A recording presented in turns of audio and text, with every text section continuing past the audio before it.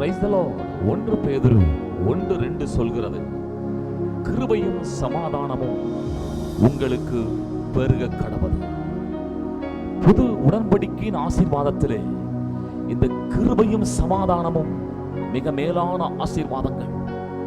ஆம், நாம் இந்த கிருபையினால் தான் நாம் ரட்சிக்கப்பட்டிருக்கிறோம், மீட்கப்பட்டிருக்கிறோம், தேவனுடைய பிள்ளையாக மாற்றப்பட்டிருக்கிறோம்.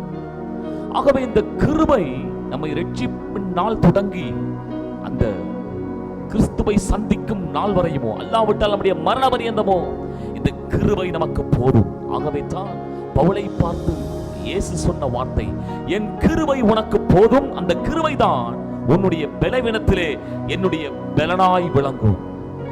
ஆகவே தான் பேதுரு சபையை பார்த்து இப்படி சொல்லுகிறார், கிருபையும் சமாதானமும் உங்களுக்கு பெருக கடவது. இந்த உலகத்திலே மக்கள் மனதிலே நிம்மதிக்கு சமாதானத்திற்குத்தான் எதையோ செய்து பார்க்கிறார்கள். பணத்தினால் சமாதானம் கிடைக்குமோ, உறவுகளினால் சமாதானம் கிடைக்குமோ, இந்த உலகத்தினுடைய எல்லா காரியங்களையும் அனுபவித்து பார்த்தால் சமாதானம் கிடைக்குமோ என்று சொல்லி இந்த உலகத்திலே சமாதானத்தை தேடி அலைகிறார்கள். ஆனால் நம்முடைய ஆண்டவராகிய கர்த்தருடைய பெயரே அவர் சமாதான பிரபு, அவர் சமாதான காரணர்.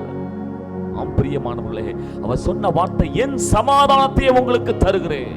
நமக்கு சமாதானத்தை உண்டு பண்ணுகிற ஆக்கினை அவர் மேல் விழுந்தபடியினாலே இந்த கிருபையும் சமாதானமும் தேவ ஜனங்களுக்கு பெருகும் என்பதிலே சந்தேகமில்லை.